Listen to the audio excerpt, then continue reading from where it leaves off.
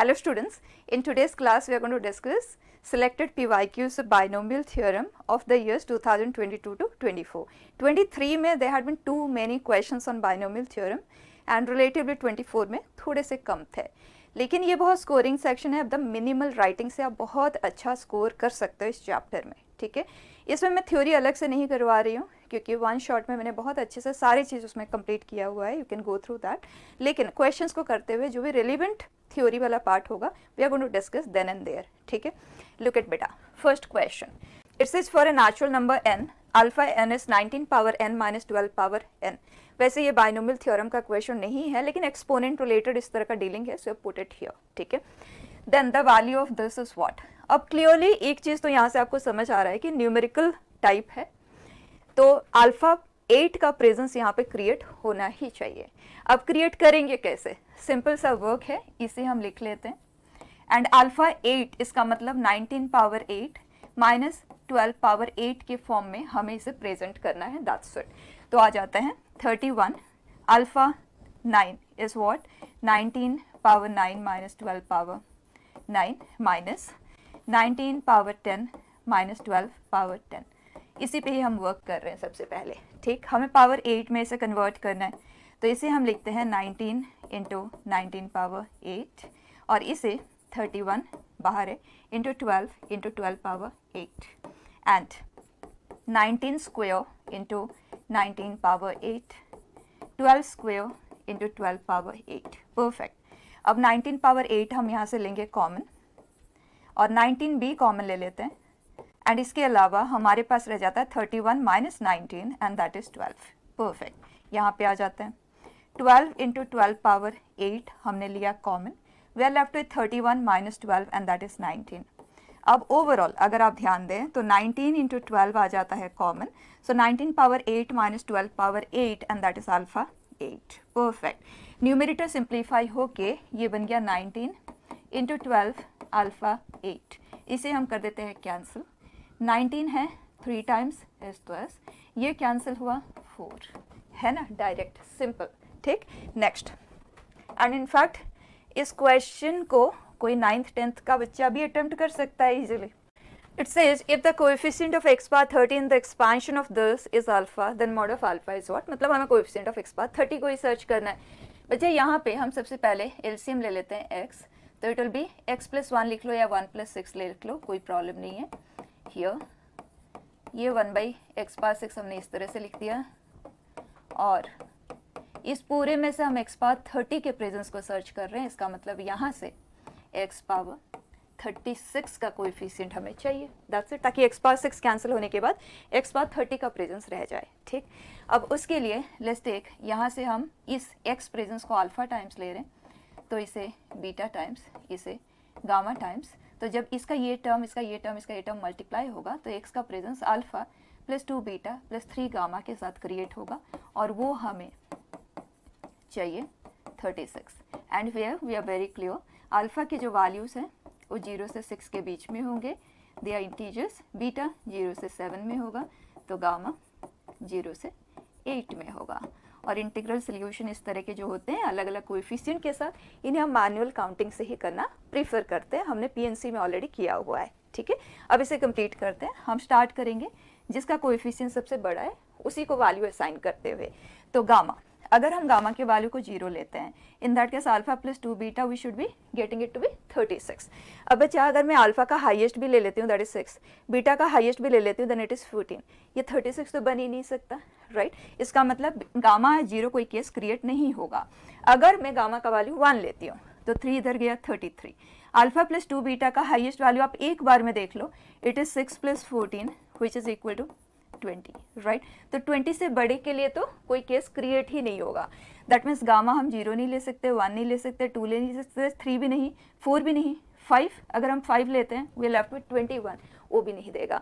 तो गामा का वैल्यू कहाँ से हमें बिगिन करना होगा, 6 ऑनवर्ड्स, राइट। तो एक केस गामा 6, गामा 7, गामा का वैल्यू 8 तक ही जा सकता है, दैट्स इट, ओनली 3 केसेस।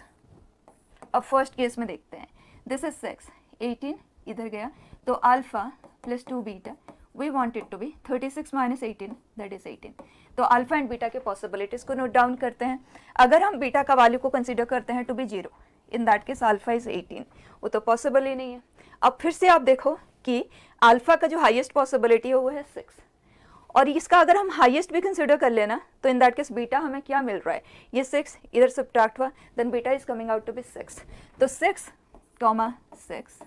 अब इसको अगर आप फर्दर इंक्रीज करेंगे तो अल्फा का वैल्यू डिक्रीज होगा, तो कोई केस क्रिएट होगा. ठीक, तो बीटा का value at max you can go up to 7. तो अगर मैं इसे 7 कंसिडर करती हूँ then in that case this is 4. इसके अलावा तो और कोई केस क्रिएट ही नहीं होगा. नेक्स्ट पे चलें. अगर ये 7 है इन दैट केस ये हुआ 21. इधर अगर हम इसे सब्ट्रैक्ट करते हैं तो alpha plus 2 beta we want it to be 15. Correct. अगर मैं अल्फा का हाईएस्ट पॉसिबिलिटी ले लेती हूँ that is 6, then in that case beta हमें कुछ मिलेगा ही नहीं. अगर मैं एक कम कर दूँ that is 5, then beta is coming out to be 5, 5, right. अब अगर आप इसे इंक्रीज करेंगे तो अल्फा की कोई पॉसिबिलिटी हमें मिल पाएगी या डिक्रीज होगी. ठीक, तो बीटा का वैल्यू अगर हम 6 कंसिडर करते हैं then in that case alpha is 3, और अगर मैं इसे 7 कंसिडर करती हूँ then in that case it is 1. इसके अलावा और कोई केस क्रिएट होगा ही नहीं, it is going up to 7. ठीक, नेक्स्ट पे आ जाएं. अगर हम इसे कंसिडर करते हैं to be 8, in that case alpha plus 2 beta is coming out to be 12. अगर ये 6 है then in that case beta is 3. तो अगर हम इसे 4 लेते हैं then in that case it is 8, subtract हुआ इट इज़ 4, और अगर इसे 5 लेते हैं इट इज़ 2, एंड अगर ये 6 है तो ये 0. इसके अलावा और कोई केस तो क्रिएट होगा ही नहीं.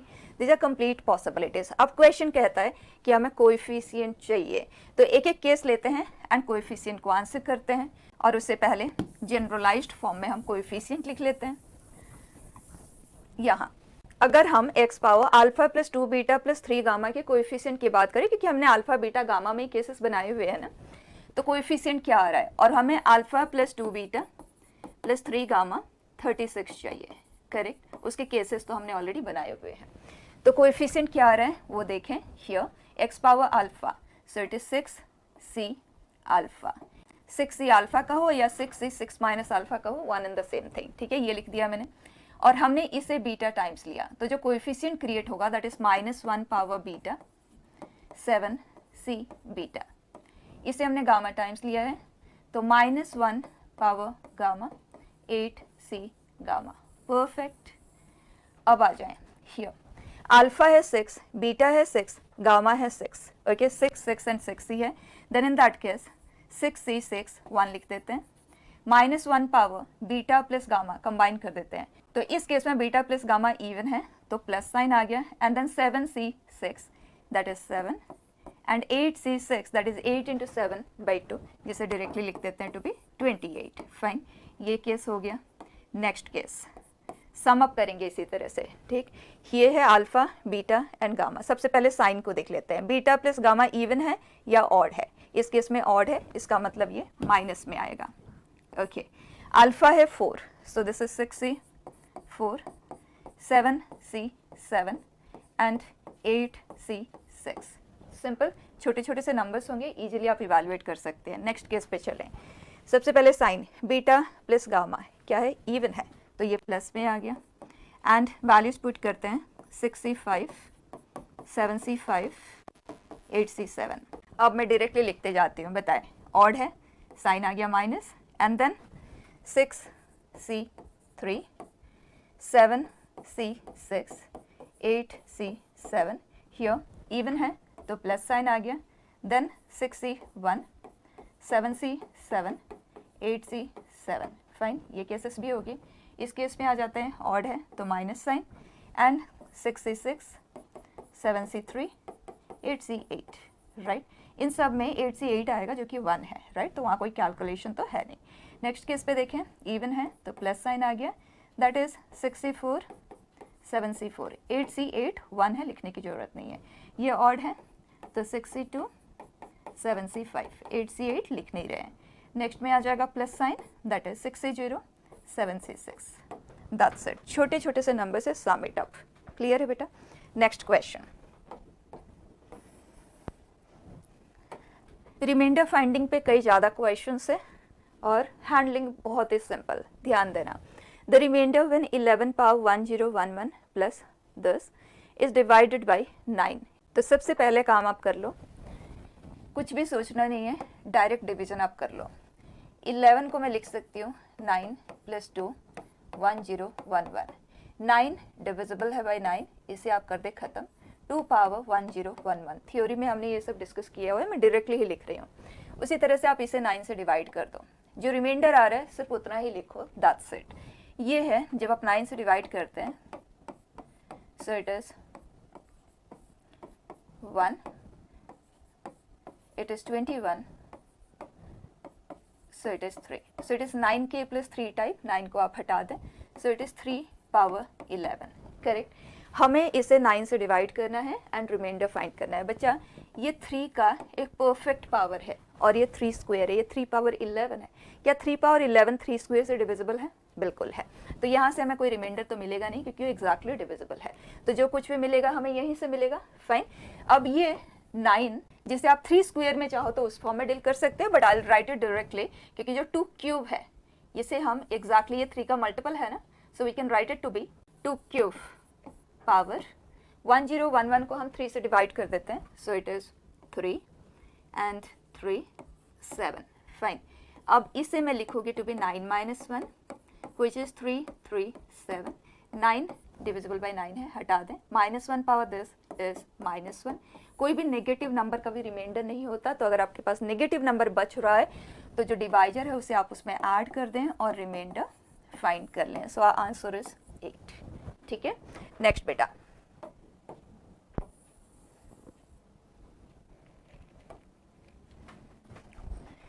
if sum of coefficients of all positive even powers of x in the binomial expansion of this is this, then beta is equal to what?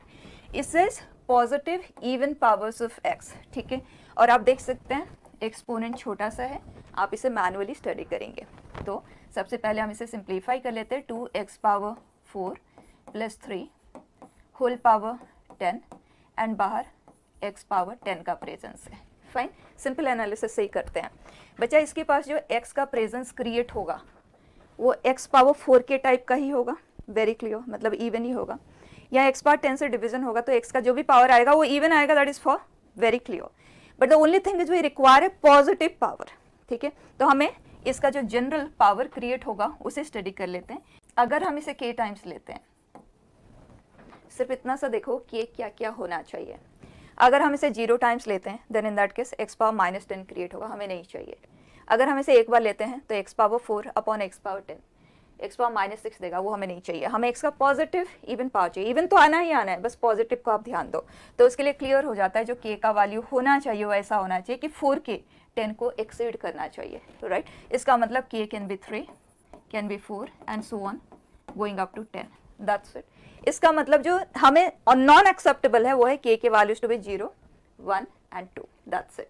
और हमें ऑलरेडी पता है कि किसी भी पार्शियल चीजों को डिस्कस करने के 2 तरीके होते हैं। Sum up what you want, जो जो आपको चाहिए या तो उसे सम अप कर लो, या जो हमें नहीं चाहिए उसको टोटल में से रिजेक्ट कर दो। यही 2 तरीके होते हैं। जैसे एक रूम में there are 50 students, I require 5, या तो मैं 5 को सिलेक्ट करूँगी या तो मैं 45 को रिजेक्ट करूँगी। 2 तरीके होते हैं।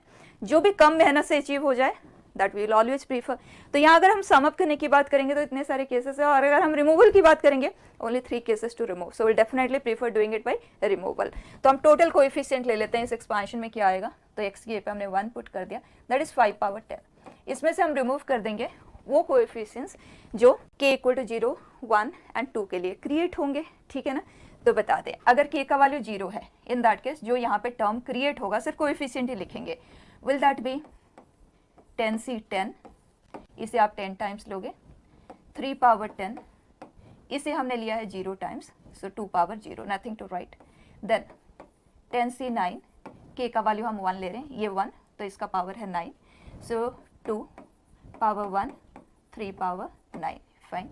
नेक्स्ट 10c 8, 3 पावर 8 2 स्क्वायर, आ गया आंसर।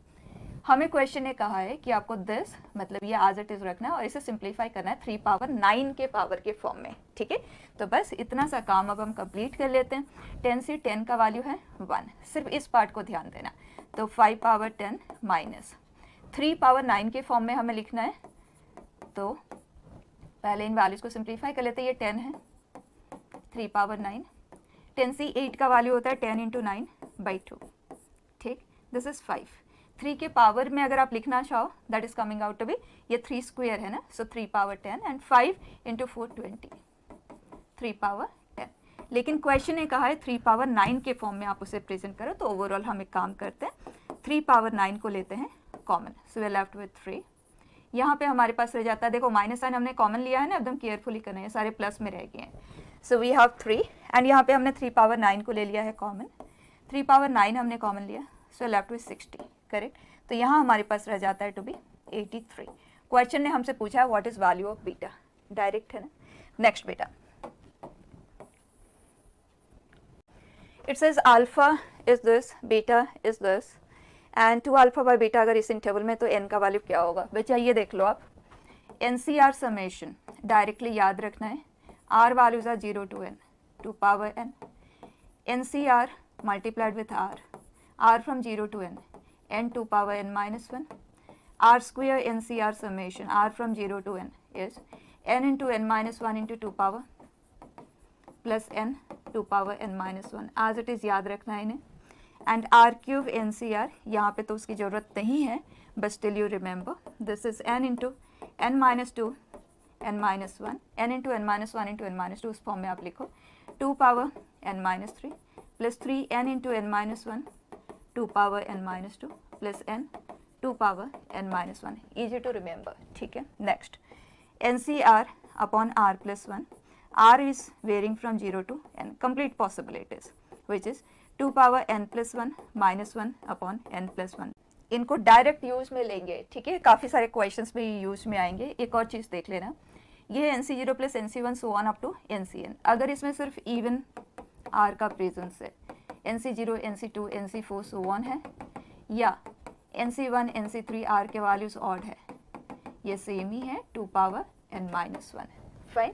अब इस क्वेश्चन पे आ जाएं, 4r स्क्वेयर NCR डिस्ट्रीब्यूट कर देंगे, सो it is 4 times of r square NCR summation plus 2 times of r NCR summation. Carefully देख लेना, लिमिट 0 to n ही होना चाहिए, ठीक है।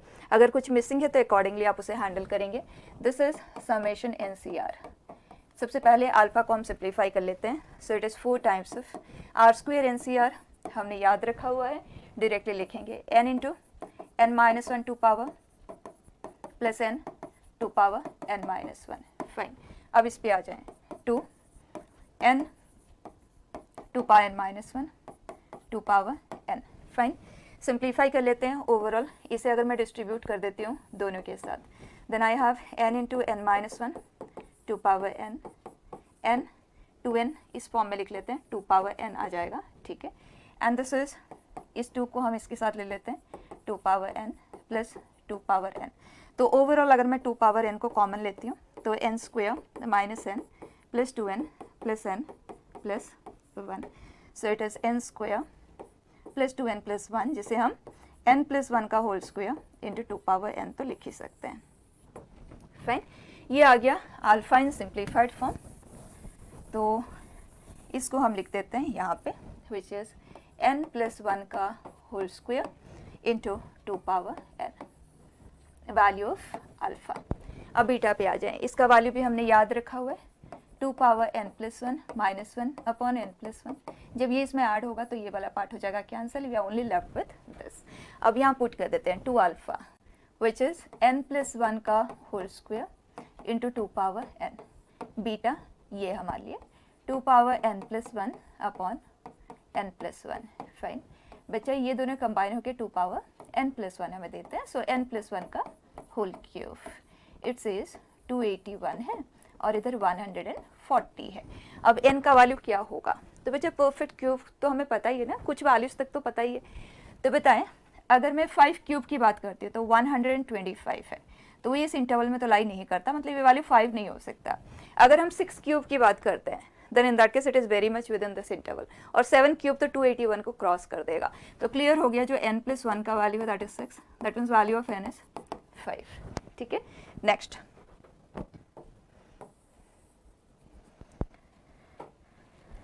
It says if alpha is this beta is this. यहाँ पे देखेंगे बच्चा, अगर NCR अपॉन r+1 है, इसे आप सिंप्लीफाई करना चाहो तो आप डायरेक्टली करना, हमें ये पता होना चाहिए कि n+1c r+1 की जब हम बात करते हैं, अगर मैं इसे एक कम करूं मतलब n और इसे एक कम करूं मतलब r, तो इन दैट केस ये दो नंबर यहाँ पे इस तरह से डिवीजन में आना चाहिए. It's an identity that we remember, है ना. नहीं याद है तो आप सिंप्लीफाई करके लिखेंगे. तो हमें याद है तो हम इसका डायरेक्ट यूज ले सकते हैं. NCR upon this it is equal to 1/n+1 n+1c r+1. आप इसका डायरेक्ट यूज ले सकते हैं. तो अगर आप क्वेश्चन देखें तो NC k का स्क्वायर है अपॉन k+1 है. एक और चीज़ बिफोर वी डू दिस, कुछ और सीरीज भी आप देख लो बच्चे. जैसे NCR का square R from 0 to n है, इसे तो हम याद ही रखते हैं 2NCN, ठीक है. लेकिन इस टाइप का कोई भी अगर आ जाता है दो NCR के प्रोडक्ट से बना हुआ, तो ओरली आप आंसर कैसे करेंगे. जो चीज़ आपने याद नहीं रखा है उसके कॉरेस्पॉन्डिंग हम आंसर कैसे करेंगे. तो ये है ना हमारा जनरल टर्म. तो आप देख सकते हैं जो R है, अगर मैं टर्म्स लिख के बताऊं तो NC0 NC0 NC1 NC1, right. एक तो हम कोएफिशिएंट्स लेते हुए आंसर करते हैं और दूसरा PNC के कॉन्सेप्ट के बेस के आंसर करते हैं, उसी से हम कर रहे हैं. यहाँ पे देखो, ये जो फर्स्ट सेट ऑफ NCR है उसमें R के वैल्यूज इंक्रीज हो रहे हैं और दूसरे में भी R के वैल्यूज इंक्रीज हो रहे हैं. इन सच केसेस आप किसी एक NCR को NCn-R के फॉर्म में प्रेजेंट कर दो, ठीक है. अब आप ये देखो, क्या ये और ये कांस्टेंट है. बिल्कुल है, दोनों का sum that is n constant है. R is varying, n is a constant. इसका मतलब इसका अगर हमें आंसर चाहिए, it is something like I have n boys and I have n girls and we want to select a team of n members by dividing into cases. और ये सब हमने डिटेल में डिस्कस किया हुआ है तो हम डायरेक्टली अभी लिखेंगे. तो total number of objects that we have are 2n, out of those we are selecting any n. So by that 2NCn is the answer. और अगर हमारे पास NCR का स्क्वायर अपॉन r+1 है, ठीक है. फर्स्ट केस ये लेते हैं. सेकेंड लेते हैं NCR का स्क्वायर अपॉन r+1 का स्क्वायर, ठीक है. अगर हमें इन्हें सम अप करना है, दोनों ही तरह के क्वेश्चंस आपको मिल जाएंगे करते हुए, तो आप एक NCR को इस r+1 के साथ मर्ज कर दो using the property that we studied just now. तो एक NCR अलग रह जाएगा. वैसे तो आप इन्हें कोएफिशिएंट से भी आंसर कर सकते हैं बहुत ब्यूटीफुली, लेकिन जब हम अपना टाइम सेव कर पाएँ तो व्हाई नॉट. तो ये दोनों कंबाइन होकर हमें देते हैं 1/n+1 n+1c r+1. तो अब हमारे क्वेश्चन में ये रह जाता है to be the general term, ठीक. R का वैल्यू इंक्रीज करोगे तो ये इंक्रीज होगा, ये भी इंक्रीज होगा. तो एक NCR को आप NCn-R के फॉर्म में प्रेजेंट कर दो और इन दोनों का सम चेक करो. क्या आ रहा है, n+1 आ रहा है. इसका मतलब टोटल नंबर ऑफ ऑब्जेक्ट्स है 2n+1 और उसमें से हम n+1 ऑब्जेक्ट सिलेक्ट कर रहे हैं. कितने तरह से कर सकते हैं, तो हमारा इसका आंसर आ जाता है टू बी 10. सिंपल. और अगर यहाँ पे इसमें भी स्क्वायर है तो आप दोनों NCR को इसके साथ मर्ज कर दो. And we know NCR upon r+1 it is 1/n+1 n+1c r+1, ठीक. और दोनों के लिए किया मतलब इसका स्क्वायर आ गया और इसका स्क्वायर. ये हमारा क्वेश्चन. अब इसमें अगर आप देखें R is varying from 0 to n. अब इसको आंसर करने के लिए या तो जो आपने याद रखा है आप उसका यूज ले सकते हो, लेकिन एकदम अटेंशन रखते हुए यूज में लेना. यहाँ पे ध्यान दो, अगर हम इसका यूज लेना चाहें तो R आज 0 ये हमें देता है n+1c1, राइट. ये 0 तो क्रिएट ही नहीं होगा. इसका square and so on going up to, जब हम R की जगह पे n रखेंगे तो ये है, राइट. ये इसका वैल्यू क्वेश्चन पूछ रहा है, लेकिन इसके हेल्प से अगर हम n की जगह पे n+1 पुट करते तो ये पोजीशन 0 से बिगिन होना चाहिए था. मतलब अगर ये वाला टर्म भी इसमें होता तो ये हमें आंसर दिया होता है n की जगह पे n+1, दैट्स इट, राइट. लेकिन ये टर्म मिसिंग है जो कि 1 है, तो आंसर में ये लिखना ना भूले, अदरवाइज सब कुछ गलत हो जाएगा. अगर आप इसे सिलेक्शन प्रोसेस से करना चाहें तब भी आप देख लो, वो चीज़ यहाँ पे क्रिएट नहीं हो रहा है, यहाँ पे कुछ भी मिस नहीं हो रहा है. अगर आप टर्म्स लिख के देखो आपको क्लियर हो जाएगा, ठीक है. यहाँ पे आपको ध्यान देना है क्योंकि ये r+1 में मॉडिफाई हो चुका है. यहाँ पे एक मॉडिफाई हुआ है, दूसरा नहीं. तो बिकॉज ऑफ दैट जब आप टोटल केसेस आप लिस्ट बनाते हुए देखेंगे ना तो आपको क्लियर हो जाएगी कोई भी केस यहाँ पे मिस नहीं हो रहा है. यहाँ अगर मैं बात करूं कि n+1c r+1 मैंने ऐसे ही रखा और दूसरा NCR को मैंने NCn-R लिख दिया तो ये हो गया. तो टोटल नंबर ऑफ ऑब्जेक्ट्स जो हम सिलेक्ट कर रहे हैं वो है n+1 out of A total of 2n+2. लेकिन जो R का वैल्यू है वो वेरी कर रहा है 0 से n तक में and we are selecting a total number of n+1 objects. तो आइडियली जो केसेस क्रिएट होना चाहिए था, अगर मेरे पास n+1 बॉयज़ है एंड n+1 गर्ल्स है, और मैं n+1 ऑब्जेक्ट से सिलेक्ट करना चाहती हूँ, तो 0 with n+1 and n+1 with 0, ये सारे केसेस मेरे क्रिएट होने चाहिए थे। लेकिन जिस तरह के हमारे पास टर्म्स है, अगर आप देखो r का वैल्यू आप 0 से बिगिन कर रहे हो, मतलब सिलेक्शन प्रोसेस आप 1 ऑनवर्ड्स कर रहे हो, ये वाला केस मिस हो गया है।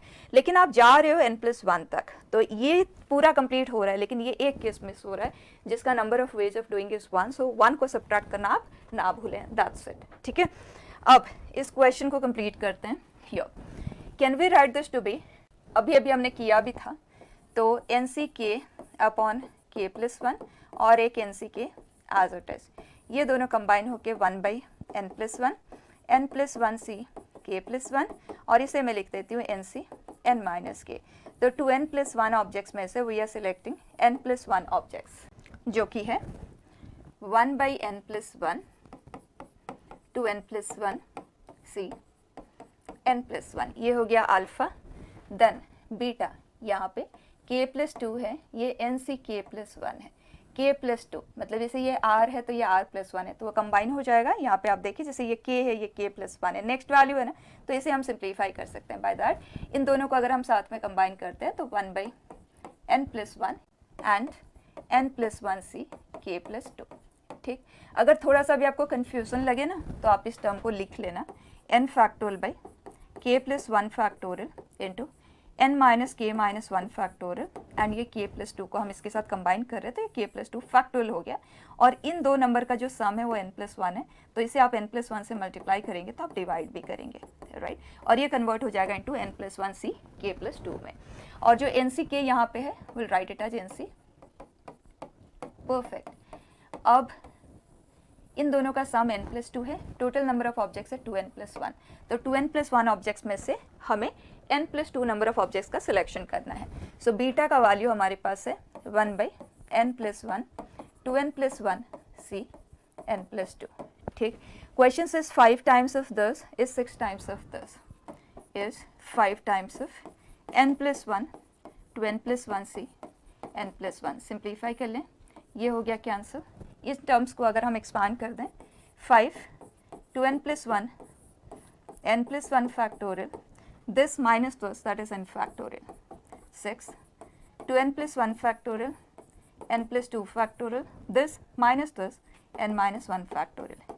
लाइक फैक्टोरियल्स को हम सिंप्लीफाई करते हैं साथ में, तो ये n+2, ये हुआ, क्रॉस कर दें, so 5n + 10 is equal to 6n, value of n is equal to 10।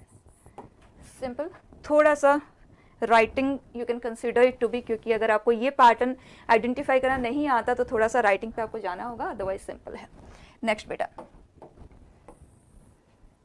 It says in the expansion of this the sum of coefficients of x³ and x⁻13 is equal to, okay, दोनों के coefficient का सम हमें चाहिए। Straight away हम इस पे आते हैं, ये कुछ हमें दिख रहा है perfect cube 1/x whole power cube का power 5 15, so it is x + 1 whole power 15 upon x power 15। ठीक है, यहाँ हमारे पास 1 + x है, यहाँ पे भी एक 1 + x का प्रेजेंस है, तो we can write it to be 1 + x whole power 17 and we have 1 - x and x power 15, perfect. We require x³ का प्रेजेंस, और x³ हमें तभी मिलेगा जब x पावर 15 कैंसिल हो जाए, उसके बाद यहाँ पे x³ बने, तो वो तभी होगा जब न्यूमरेटर से हम x पावर 18 वाले टर्म को एक्सेप्ट करें। ठीक है, तो इसी का कोएफिशिएंट हमें यहाँ से लेना है। अब 1 - x को अगर हम डिस्ट्रीब्यूट कर देते हैं, वी हैव दिस माइनस, और x पावर 18 के प्रेजेंस की अगर हम बात करें तो यहाँ से तो हमें मिलेगा ही नहीं, और यहाँ से हमें मिलेगा with A coefficient of -1, right, क्योंकि x पावर 17 हमें लेना होगा पूरे का पूरा। उसी तरह से अगर हम x पावर -13 की बात करते हैं, तो उसके लिए यहाँ x पावर 13 चाहिए, मतलब x² हमें लेना होगा, तो यहाँ से अगर हम x² की बात करें तो यहाँ आएगा 17c2, और x ऑलरेडी है, मतलब हमें यहाँ से x वाला टर्म लेना होगा which is 17c1, that is 17। ये वैल्यू अभी हम कैलकुलेट कर लेते हैं, 17 × 16/2 दैट इज -17, 17 हमने लिया common into 7 and that comes out to be 7 7 9 7 1, so it is 1 1 -1, so 1 1 8, direct question। Next beta, the coefficient of x power 101 in the expansion of this. बच्चा यहाँ 5 का प्रेजेंस है, तो आप एक एक पे लेके टाइम वेस्ट ना करें, rather this is nothing but sum of a GP. तो हम जीपी का सम ले लेते हैं। नंबर ऑफ टर्म्स हमारे पास कितने हैं, 5 प्लस एक्स का पावर 500 से बिगिन बाई 0 तक गया है। तो इस एपी का जो कॉमन रेशियो है that is x by 5 plus x, neat writing करना है। एंड जो फर्स्ट टर्म है वह है 5 plus x whole power 500 and जो नंबर ऑफ टर्म्स है that is 501। So sum is a that is 5 plus x whole power 500 1 minus r power number of terms which is upon 1 minus r, right। पहले हम इसे simplify करेंगे, उसके बाद will take the coefficient. ये simplify होके हमें देता है राइट यहाँ पे अगर हम एलसीएम लेते हैं तो नीचे आएगा 5 प्लस एक्स पावर 501, यहाँ 5 प्लस एक्स सिंप्लीफाई होकर 5 प्लस एक्स पावर 500 ये कैंसिल हो जाएगा। तो overall 5 plus x whole power 501 minus x power 501 और नीचे रह जाता है टू बी 5। और हमें चाहिए कोएफिशिएंट ऑफ एक्स पावर 101, जो यहाँ से तो मिलेगा ही नहीं, यहाँ से आएगा जब हम इसे 101 टाइम्स लेंगे और वो आएगा 501c101 इंटू 5 पावर 400 और यहाँ 5 है डिवीजन में, so that comes out with 399। Check कर लें, 5 पावर 399 हियर, ठीक है, डायरेक्ट। नेक्स्ट बेटा,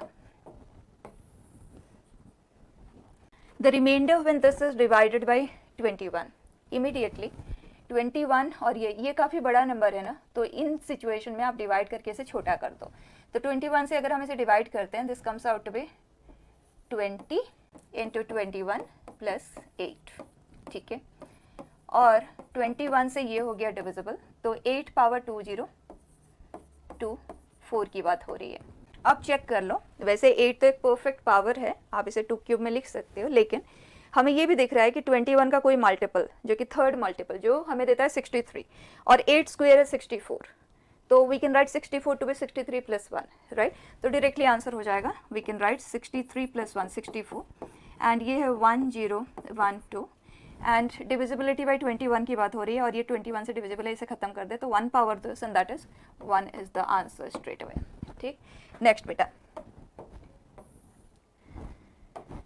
NCN बाई n प्लस 1, बच्चा पैटर्न क्लियर हो रहा है, NCR upon R plus 1 summation R is varying from 0 to n, जो हमने डायरेक्टली याद रखा हुआ है अपॉन n प्लस 1। डायरेक्ट इसे आप कंपेरिजन से आंसर कर सकते हैं। 1023 हमें पता है 2 पावर 10 जो होता है वो 1024 होता है, याद ही रखा है, and this is n plus 1 which is 10।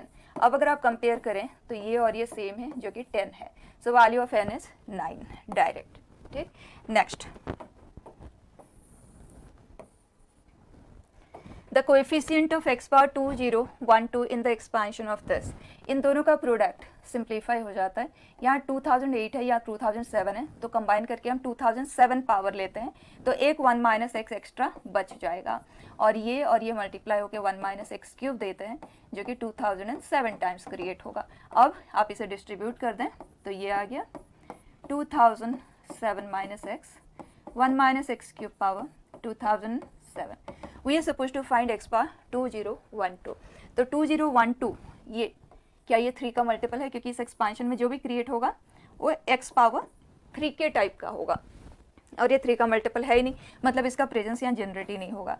यहाँ पे एक्स पावर 3 के टाइप ऑफ पावर क्रिएट होगा, लेकिन एक एक्स बाहर है तो एक्स पावर 3 के प्लस 1 टाइप ही क्रिएट होगा। और अगर आप ये देखें जो कि 3 के प्लस 2 टाइप का है, मतलब उसका प्रेजेंस यहाँ से भी क्रिएट नहीं होगा, तो coefficient is 0, direct question. Next बेटा, if A denotes the sum of coefficients in the expansion of this and B denotes sum of all the coefficients in the expansion, बचा sum of coefficient कैसे निकाला जाता है, सारे unknown की जगह पे 1 पुट करते हुए। तो अगर हम 1 पुट कर देते हैं यहाँ पे, this is 8, this is A जिसे आप 2 पावर 3n भी लिख सकते हैं, and B is 2 power n, x की जगह पे 1, जितने भी अननोन है उनकी जगह पे 1 रख के हमें सम ऑफ कोएफिशिएंट मिलता है। अब आप चेक कर लें, b cube is equal to a, direct orally answer होने वाला क्वेश्चन है। Next, it says let the ratio of the 5th term from the beginning to the 5th term from the end in the binomial expansion of this in the increasing powers. जब हम expand करते हैं तो increasing power of y ही होता है, right? तो understood है.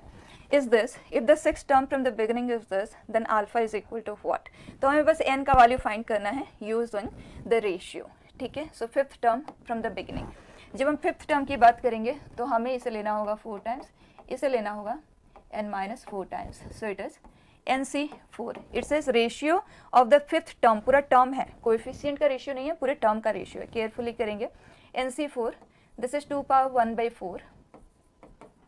ठीक, 1/3 power 4/4, that is 1/3.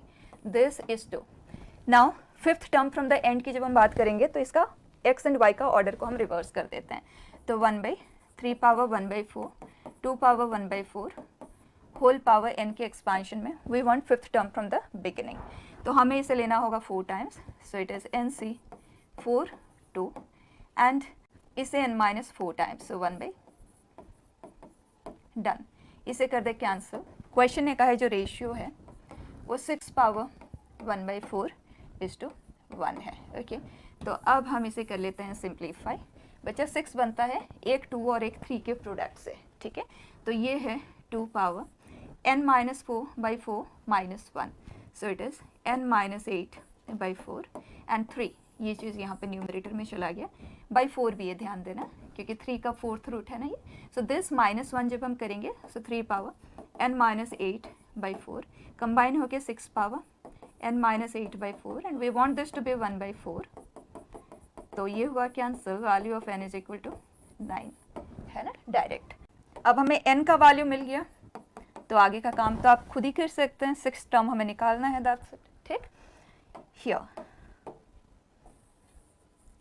it says if ER is the coefficient of x power 10 minus r in the binomial expansion of this, then value of this is what?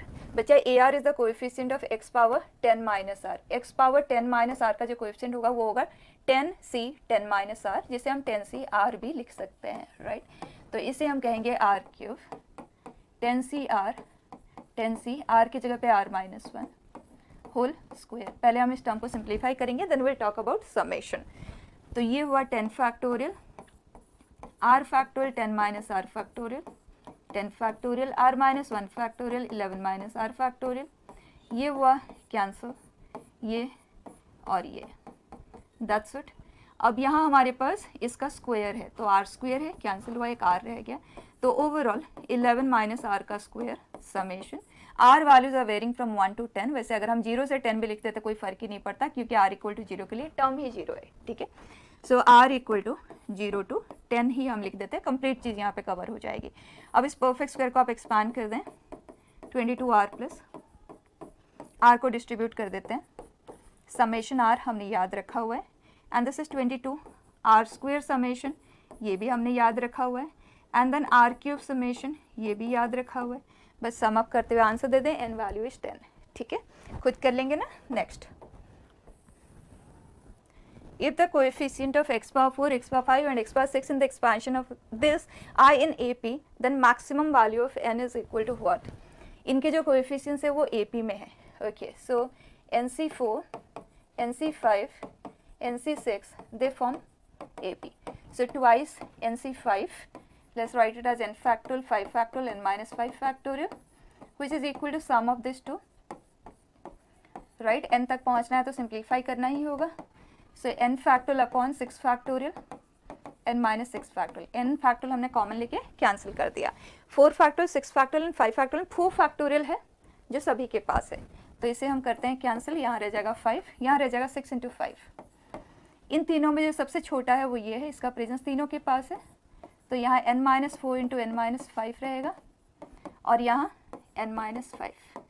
Now look at what we have is 2/5 into n minus 5 is equal to, यहाँ हम LCM ले लेते हैं which is 30 n minus 4 n minus 5, ये हुआ 30 n square minus 9n plus 20. ठीक, and this is cancelled, this is 6. अब cross कर देते हैं.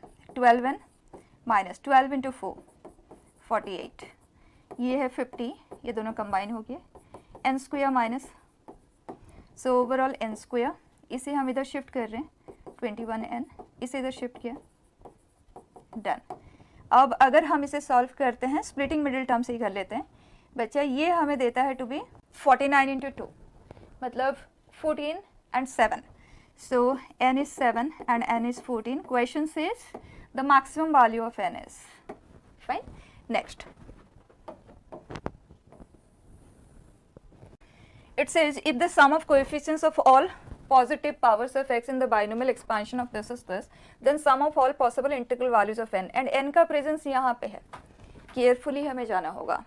जो पहला टर्म होता है उसके पास 7n पावर होता है, x पावर 7n. ठीक, ग्रेजुअली ये जो है ना डिवीजन में x वो ग्रेजुअली इंक्रीज होता है. इसका मतलब x का जो पावर है वो एक ग्रेजुअली, मतलब जैसे आप लेफ्ट टू राइट आगे बढ़ेंगे तो टर्म्स में x का प्रेजेंस कम होता जाएगा और एक स्टेज आएगा जब x का जो प्रेजेंस होगा वो नेगेटिव पावर के साथ क्रिएट होने लगेगा. और क्वेश्चन कह रहा है कि हमें पॉजिटिव पावर्स वाले सम ऑफ कोएफिशिएंट ही चाहिए. ठीक है, तो एक काम करते हैं, ग्रेजुअली एक के बाद एक लिखते जाते हैं क्योंकि हमारे पास टोटल नंबर ऑफ टर्म्स ही 7 है और इस तरह के क्वेश्चन में कोई भी रैंडम नंबर आपको नहीं दे सकते, छोटा ही देंगे. नाउ लुक एट फर्स्ट जो टर्म होगा उसमें कोएफिशिएंट होगा 7c0 जो कि है 1. नेक्स्ट वाला होगा 7c1 इंटू 2, राइट. उसके बाद आएगा 7c2 into 2 square.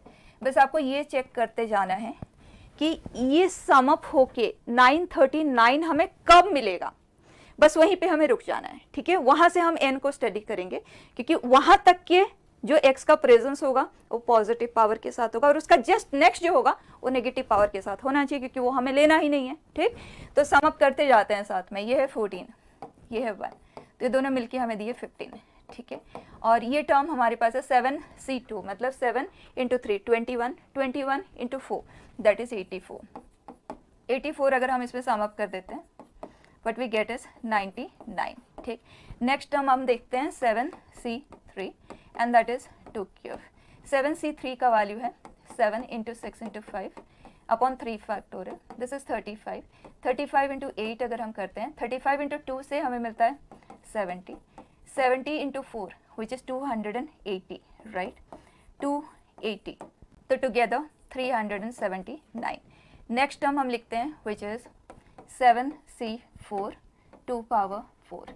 7c4 7c3 दोनों का वैल्यू सेम ही होता है and that is 35 and 2 power 4 मतलब 16. तो बच्चा यहाँ तक का तो हमें मिल चुका है ना, दिस इज 280, तो इसका डबल ही हो रहा है ये, है ना, क्योंकि ये 35 इंटू 8 है तो डबल है.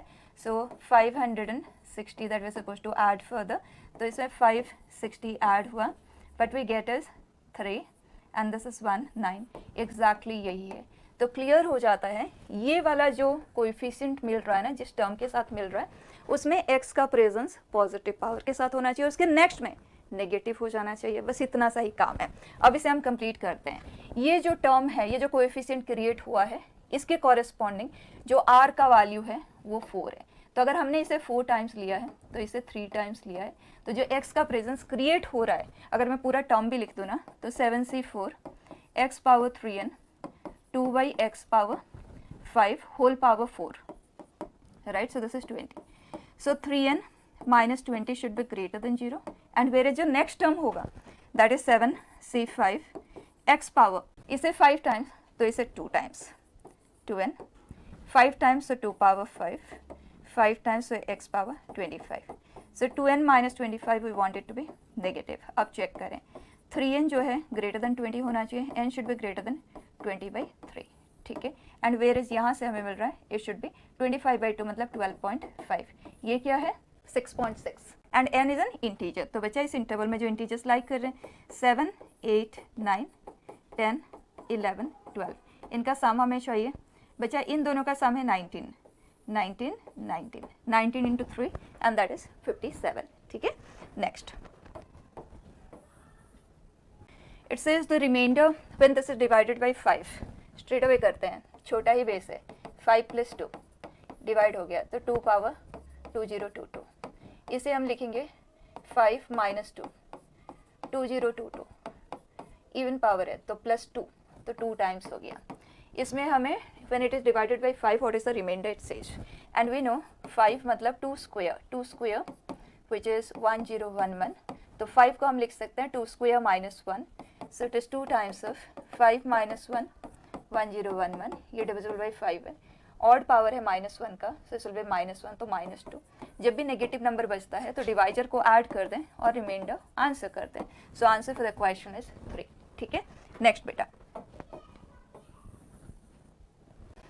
It says let the coefficient of x power r in the expansion of this. ये एक जीपी है, अभी थोड़ी देर पहले भी हमने ऐसा ही एक क्वेश्चन किया था। हम जीपी का सम लेंगे स्ट्रेट अवे। ठीक है, तो इस जीपी में जो फर्स्ट टर्म है वो है x + 3 होल पावर n-1, जो कॉमन रेशियो है x + 2 बाई x + 3 है। और नंबर ऑफ टर्म्स कितने हैं, x + 3 का पावर n-1 से स्टार्ट हुआ है 0 तक गया है, मतलब टोटल नंबर ऑफ टर्म्स है n। अब ये जीपी का सम है x + 3 whole power n-1 a 1 minus x + 2 x + 3 whole power number of terms upon 1 minus r। थोड़ा सा केयरफुली लिखना है क्योंकि इतना सा ही काम है बस। यहाँ अगर हम एलसीएम लेते हैं x + 3 whole power n, x + 2 whole power n, denominator में आएगा x + 3 होल पावर n, यहाँ पे एलसीएम में भी ये आएगा। एक पावर कैंसिल होकर x + 3 होल पावर n-1, ये इसे कैंसिल करेगा, मतलब वो पूरी तरह से खत्म हो गया। और ये दोनों सब्ट्रैक्ट होकर 1 बाई x + 3 दिए हैं, x + 3 तो हट चुका है, तो ये रह गया 1, तो डिनोमिनेटर में कुछ भी नहीं बचा है। अब x पावर r का कोएफिशिएंट दैट इज r, ये हम ले रहे हैं, तो 3 का प्रेजेंस n-r टाइम्स लिया जा रहा है, सो it is NCr 3 power n-r, and here same way NCr 2 power n-r। Done. अब क्वेश्चन कह रहा है कि अल्फा आर का जो समेशन है, अगर हम उसे इस फॉर्म में लिखें तो summation r is varying from 0 to n। बच्चा ये सम है 3 + 1 होल पावर n, और ये है 2 + 1 होल पावर n, राइट। एक्सपांशन ही तो है, direct expansion, so it is 4 power n - 3 power n। तो बीटा है 4 एंड गामा है 3, एंड दोनों का स्क्वायर का सम इट इज डायरेक्ट। ठीक है, next it says a is this, b is this, then 2b by a square is equal to what। ये जो पैटर्न है ना, ये एक्सपोनेंशियल सीरीज की ओर जाता है, आएंगे उस पर। इसमें अगर आप जनरल टर्म को देखो, कोई भी एक टर्म आप देख लो, ये इसका न्यूमरेटर है 2 cube 3 factorial, this is 2 square 2 factorial, 2 power 1 1 factorial, 2 power 0 0 factorial. तो ये भी एक्सपोनेंशियल सीरीज ही बना रहा है। e पावर x हमने पढ़ा हुआ है 1 + x by 1 फैक्टोरियल, x इस केस में 2 है, x square by 2 factorial, so can we say this is nothing but e square. तो b का वैल्यू तो e स्क्वायर है, तो ये 2e स्क्वायर अपॉन, बस a पे हमें वर्क करना है, तो यहाँ आ जाते हैं। अगर हम इसका जनरल टर्म को देखें, कोई भी एक टर्म ले लेते हैं here, then what we have is rc2 upon r + 1 का फैक्टोरियल। ठीक, अब ध्यान से देख लें, यहाँ पे r का वैल्यू जो है वो बिगिन हुआ है 2 से and it is going up to infinity, एक 1 सेपरेटली एडेड है। ठीक, अब इसे हम करते हैं simplify, this is r into r - 1, and denominator में है r + 1 फैक्टोरियल, और नीचे एक 2 भी आएगा, उसे मैं इस तरह से लिख देती हूँ, r is varying from 2 and going up to infinity. ठीक, before we proceed further, exponential series वाला ये चीज़ आप देख लें, जैसे e पावर x का एक्सपेंशन होता है, this is x power r by r factorial, r is varying from 0 going up to infinity, ये होता है।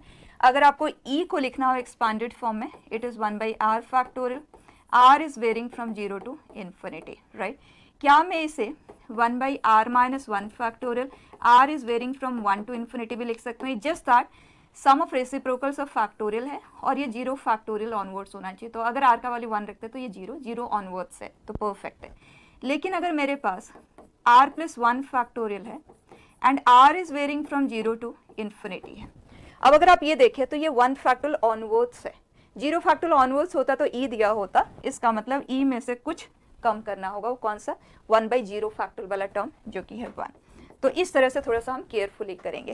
ओके, अब अगर हमें इसे, क्योंकि x का प्रेजेंस तो कहीं है नहीं, कोई ऐसा नंबर नहीं है जिसका पावर में कुछ हो, जैसे यहाँ पे था 2 पावर r का प्रेजेंस था, वो चीज़ यहाँ पे नहीं है। तो अब इसके लिए न्यूमरेटर से हमें r को फ्री करना होता है, ठीक, और फ्री हम करेंगे कैसे, r + 1 फैक्टोरियल में से r + 1 को हम कैंसिल कर सकते हैं, ये डिग्री 2 में, ये सब हमने डिस्कस किया हुआ है, ये डिग्री 2 में है, मतलब 2 टर्म का कैंसलेशन होना चाहिए और वो r+1 एंड r ही हो सकते हैं। तो आप इमीडिएटली इसे लिखेंगे to be r+1 into r, अब बैलेंस भी करते जाएं, r² सेम है, प्लस r है लेकिन यहाँ माइनस r है तो -2r कर देंगे, ठीक है। अब ये तो कैंसिल हो जाएगा, ये सिंप्लीफाई हो जाएगा। अब यहाँ पे 2r है, फर्स्ट डिग्री का है, मतलब एक टर्म इसमें से हमें कैंसिल करना होगा और r+1 ही होगा। तो यहाँ पे हम -2 करेंगे ताकि हम इसे ऐसे लिख पाए, -2 किए तो +2 भी कर दिया। अब पूरी तरह से ये बैलेंस हो चुका है। अब हम यहाँ पे आ जाते हैं, इसे पुट कर देते हैं। तो r+1 इंटू r, डिवाइड भी करते जाएं, and this is 2 r+1 upon r+1 factorial two 1 by r+1 summation, ठीक। अब ये सिंप्लीफाई हुआ, यहाँ रह गया ये r फैक्टोरियल और ये as it is। r का वेरिएशन देखेंगे, r is varying from 2 to infinity, ठीक है। अब देखिए 2 मतलब ये कहाँ से बिगिन हो रहा है, 1 ऑनवर्ड्स, तो ये हमें देगा e माइनस 1/0 फैक्टोरियल, ठीक। यहाँ आ जाए 2, r की जगह पे 2, तो वेरी कहाँ से हो रहा है, 1/2 फैक्टोरियल ऑनवर्ड्स। तो कौन सा मिसिंग है e में, 1/0 फैक्टोरियल, 1/1 फैक्टोरियल, मतलब 2 इज मिसिंग। तो यहाँ पे एंड यहाँ आ जाए, ये है r2 मतलब 3 फैक्टोरियल ऑनवर्ड्स, तो 1/0 फैक्टोरियल, 1/1 फैक्टोरियल, 1/2 फैक्टोरियल। क्या मिस हो रहा है, 2 + 1/2 which is 5/2, so e minus 5/2, done. और बाहर हमारे पास हाफ है और +1 है, सब कुछ हम कंसिडर करते हुए आगे बढ़ेंगे। So this is half times and then 1। Now look at 2e, ये हुआ कैंसिल, वी हैव e -1 + 4, ये से मल्टीप्लाई हुआ -5, तो ओवरऑल ये हमें क्या दे रहा है, e, and this is 4 - 1 so -2, done. बचा ये हाफ टाइम्स हुआ एंड 1 प्लस, तो एलसीएम लेके जब हम इसे सिंप्लीफाई करते हैं, परफेक्ट। अब यहाँ पे पुट कर दें, ये है 2e² और नीचे है e/2 का स्क्वायर, तो ओवरऑल आंसर इज 8, ठीक है। Next it says let the coefficients of the middle terms in the expansion of this and those respectively form the first 3 terms of an AP.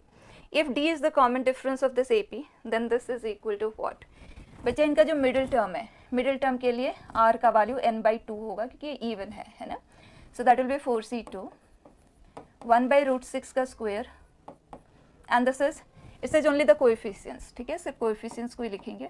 ये है first term of the AP और इसका middle term होगा -2c1 into 6 beta, and यहाँ पे आएगा 63 and minus β/2 का cube, so minus β3/8। Question says ये AP में है with a common difference of D, fine. अब अगर ये AP में है तो twice the middle, that is -12 beta, यहाँ से हमें बीटा का वैल्यू मिल जाएगा, सम ऑफ दिस टू। 4c2 का वैल्यू निकाले थे 4 × 3/2 विच इज 6 को करता है कैंसिल, सो β²। 63 का वैल्यू है 6 × 5 × 4/6 विच इज 20, नीचे 8 है ना, तो ये हुआ 5/2, सो -5/2 β³।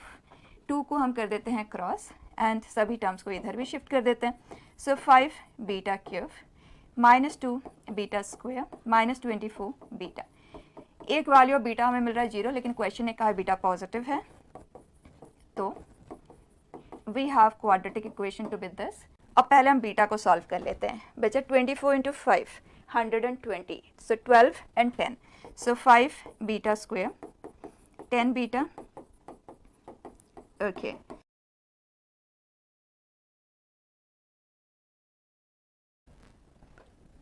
The remainder when 7 power 103 is divided by 17. 7 का कोई पावर, 7 स्क्वायर अगर हम लेते हैं तो 49, 17 का ट्रिपल मल्टीपल होता है 51, so can we write 7 × 7 square power 51 and इसका ट्रिपल मल्टीपल है 51, तो 49 को हम लिख सकते हैं 51 - 2 होल पावर 51 7 टाइम्स, ये 17 का मल्टीपल है, इसे हटा दें तो नेगेटिव नंबर का ऑड पावर है, तो -7 × 2 पावर 51।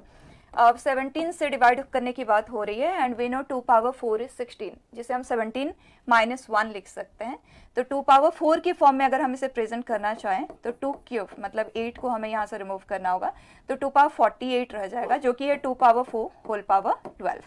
तो ये -7 इंटू 8 17 -1 होल पावर 12, ये रिमूव कर दें तो it is -7 into 8 that is -56. We are talking about dividing it by 17, right? So 56 17 करेंगे तो -51 को हम रिमूव कर देते हैं, we are left with -5. जब भी नेगेटिव नंबर बचता है तो डिवाइजर ऐड करते हुए आप रिमाइंडर बना लें। सो आंसर इज, ठीक है। नेक्स्ट बेटा,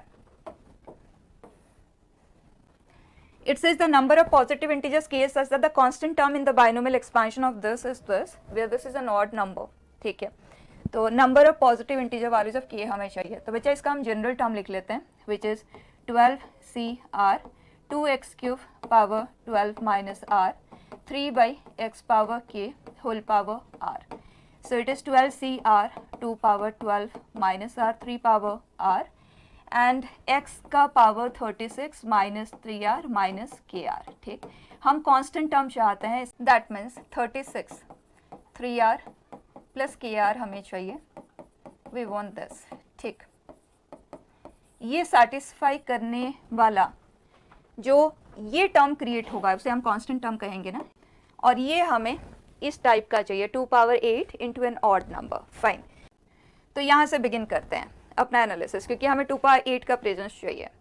तो 2 पावर 8 आने के लिए एक पॉसिबिलिटी R4 अभी चेक करेंगे, क्योंकि ये तो ऑड है, ये भी तो ऑड आना चाहिए ना, 2 पावर 8 के साथ हमें ऑड ही चाहिए ना पर्टिकुलरली, तो उस पार्ट पे अभी हम आएंगे। पहले पॉसिबिलिटी लिख लेते हैं, उसके बाद अगर मैं r को डिक्रीज करती हूँ, लेट्स सपोज r का वैल्यू अगर मैं 3 लेती हूँ तो 2 का पावर एक्सीड हो जाता है, और हो सकता है कुछ 2 यहाँ से भी क्रिएट हो जाए, तो वो पॉसिबिलिटी तो क्रिएट हो ही नहीं सकती, तो r का वैल्यू अब डिक्रीज करने का तो सोचेंगे भी नहीं। अब अगर हम इंक्रीज करने की बात करें तो हमें ये केसेस लेना होगा, r का वैल्यू जा कहाँ तक सकता है, 12 तक जा सकता है, ठीक है। हर एक केस को इस तरह से हम लिख के तो नहीं करेंगे, हो सकता है कोई पर्टिकुलर ऑर्डर में ये आए, हम चेक करेंगे, ठीक। तो एक एक केस को एक्सप्लोर करते हैं। अगर हम r का वैल्यू 4 लेते हैं, इन दैट केस 2 पावर 8 तो क्रिएट हो गया, 12C4 की बात हो रही है, एंड ये तो ऑड ही है, तो उसके बारे में सोचने की जरूरत नहीं, सिर्फ इतना सा चेक करना है यहाँ से कोई और 2 तो क्रिएट नहीं हो रहा है। तो 12 factorial by 4 factorial 8 factorial, right. This will give me ये 12 into 11 into 10 into 9 and 4 factor मतलब 24, ये कैंसिल हुआ, 2 कैंसिल हो गया, मतलब ऑड नंबर ही बचा है, तो ये तो वैलिड है, ठीक। आप इसे इस तरह से भी कर सकते हो, जो exponent of A prime number in A factorial हमने पढ़ा हुआ है, आप उसका यूज लेते हुए भी कर सकते हो, ठीक। r इक्वल टू 5 अगर हम यहाँ पे पुट करके देखें, then in that case 12C5 को ही तो चेक करना है, क्योंकि यहाँ पे तो हमारे पास 2 पावर 12 माइनस 5 मतलब 2 पावर 7 का प्रेजेंस है, बस एक 2 यहाँ से मिल रहा है या नहीं मिल रहा है, एक्जैक्टली एक ही 2 हमें मिलना चाहिए, तब वो वैलिड होगा, अदरवाइज नहीं होगा। तो 12C5 अगर आप चेक करें तो इट इज़ 12 11 10 9 8 और नीचे है 120, राइट। ये हुआ कैंसिल, आप देख सकते हैं 2 क्यूब का प्रेजेंस क्रिएट हो रहा है, तो ये तो वैलिड है नहीं। तो इस तरह से बच्चा अगर आप चेक कर लें, बिल्कुल भी टाइम नहीं लगेगा, क्योंकि जो 12C5 का वैल्यू है वही 12C7 का भी वैल्यू है, तो अकॉर्डिंगली आप इन दोनों चीज़ों को एक साथ ही डिस्कस कर सकते हैं। यहीं पे देखो, जैसे r इक्वल टू 7 की अगर हम बात करें तो यहाँ पे हमारे पास 2 पावर 5 का प्रेजेंस है और यहाँ पे 2 क्यूब है, मतलब r is equal to 7 is a valid case. उसी तरह से r इज इक्वल टू 4 को हमने डिस्कस किया, तो हम r इज इक्वल टू, क्योंकि 12C4 is same as 12C8, right, तो r इक्वल टू 8 वाला केस भी हम यहाँ कवर कर सकते हैं, क्योंकि ये वैल्यू एक ऑड नंबर आया है एंड r इक्वल टू 8 के लिए यहाँ 2 पावर 4 है। अगर हम 2 पावर 8 चाहते हैं तो 2 पावर 4 आना चाहिए, तो ये वैलिड है ही नहीं। सो बाय दैट जैसे ही आप एक को डिस्कस कर रहे हैं ना, तो NCR is NCN minus r, तो उसका सेकंड केस भी ऑटोमेटिकली डिस्कस हो रहा है। सो बाय दैट आपको बिल्कुल भी टाइम नहीं लगेगा, you will be able to do it by yourself, ठीक है। Next, n-1 CR is equal to this if and only if. इस तरह क्वेश्चन जेई एडवांस में आया था एंड थोड़ा सा मॉडिफाइड फॉर्म में क्वेश्चन है, दैट्स इट। अब इनमें हमें कुछ करने के लिए तो है नहीं, बिकॉज एन आर के 3 अननोन है, बस आपको डोमेन पे ही वर्क करना है। सबसे पहले ये डिफाइंड होना चाहिए, उसके लिए r शुड बी 0 n-1 और ये डिफाइंड होना चाहिए, तो r+1 0 2 n एंड जो k स्क्वायर -8 है, क्योंकि हमें k को स्टडी करना है प्रोवाइडेड दे आर डिफाइंड, तो अगर डिफाइंड है तो आप रेशियो लेंगे this is this n c r plus 1, ध्यान देना ये एक इंक्रीज हुआ है, ये एक इंक्रीज हुआ है। जो प्रॉपर्टी हमने याद रखा है उसके हेल्प से हम इसे सिंप्लीफाई कर सकते हैं, अदरवाइज आप एक्सपांड करते हुए करें। तो इसे मैं लिख सकती हूँ n c r plus 1 n minus 1 c r, और ये हो गया cancel. So I am left with r plus 1 by n. तो अगर मुझे इसकी वैल्यू को स्टडी करना है तो आई नीड टू नो कि ये वेरी कहाँ से कहाँ तक में करेगा, इसका जो रेंज आएगा वो क्या होगा। तो r is in this interval, तो आर प्लस 1 हम ऐड कर रहे हैं और n से हम डिवाइड कर रहे हैं।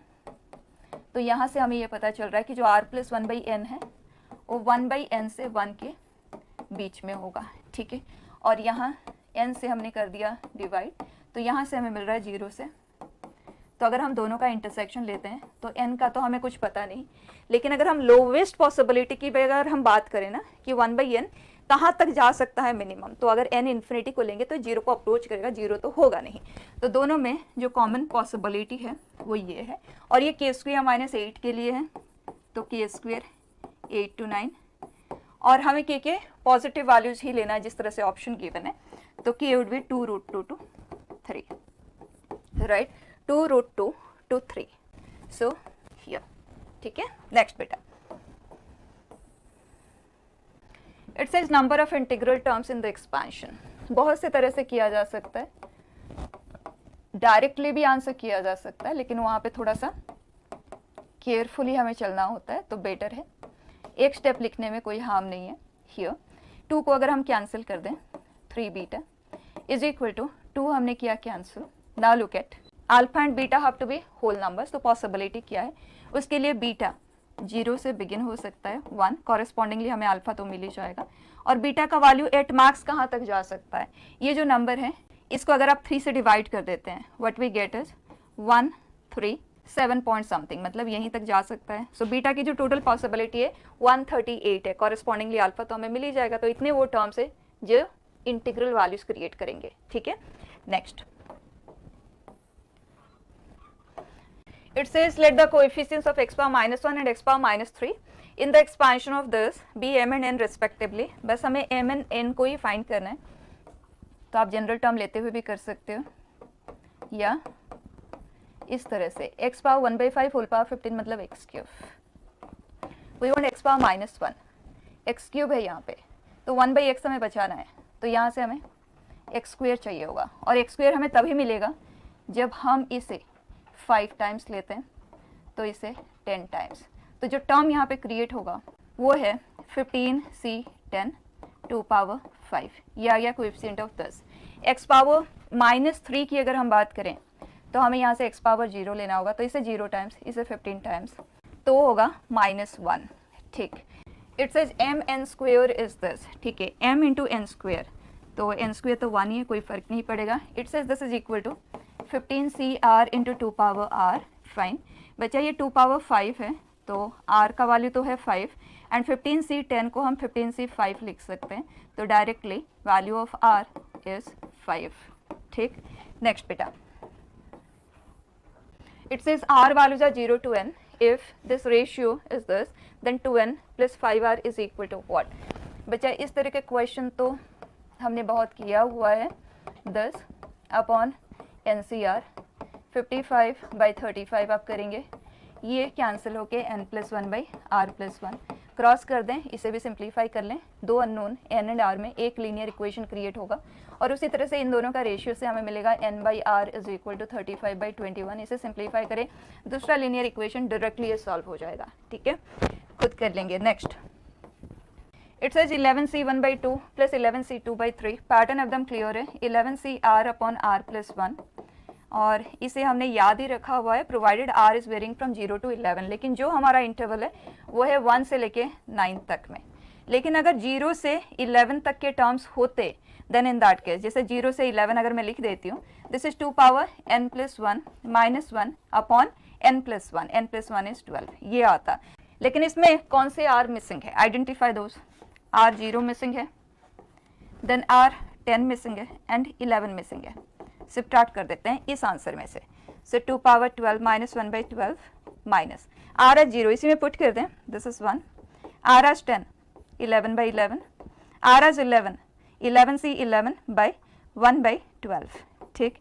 अब इसे कंबाइन कर दे और आंसर दे दे, ठीक है। नेक्स्ट, हियर इन दोनों का जो सम है वो 51 है, 51 51, राइट। तो अगर न्यूमरेटर में भी 51 फैक्टोरियल, ये सब स्टैंडर्ड टाइप ऑफ क्वेश्चन है जो हमने ऑलरेडी डिस्कस किया हुआ है। तो 1/51 फैक्टोरियल मल्टीप्लाई किया तो डिवाइड तो करना ही होगा। This is 51c1, 51c3, so 1 going up to 51c51, ये तो हमने याद रखा है 2 power n-1 upon 51 factorial, so 2 power 50 upon 51 factorial direct, ठीक है। Next,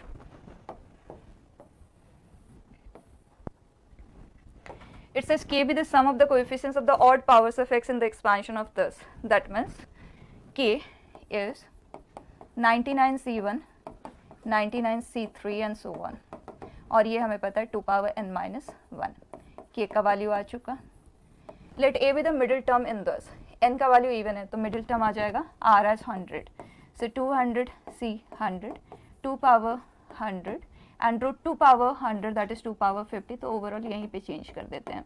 this is a. आगे ये कहता है if this is equal to this, m and n are odd numbers, then the pair is what? Okay, this is 200 c 99 upon a which is 200 c 100, 2 power 50 and k है 2 power 98, ठीक है। This is equal to this, मतलब इसी को हमें simplify करना है, that's it. This is 2 power 48 और इन दोनों को NCR इज NC(n-r) के फॉर्म में लिख के हमें सिंप्लीफाई करना है।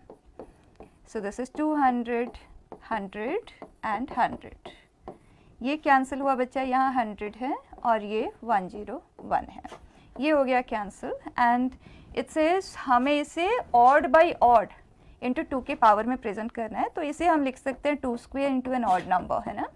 2 पावर 48 है तो 2 पावर 50 क्रिएट हुआ एंड 25/101। अब आप आंसर कर ले कंपेयर करते हुए, ठीक। Next, here coefficient of x power 70, इस तरह का क्वेश्चन हम पहले भी कर चुके हैं। आप जीपी बनाते हुए कर सकते हैं या आप डायरेक्टली भी कर सकते हैं। तो जीपी बनाते हुए हमने ऑलरेडी 2 क्वेश्चन कर लिया, इसे हम डायरेक्टली करते हैं। अगर हमें x पावर 70 चाहिए तो यहाँ से x पावर 68 लेना होगा, दैट इज 98c।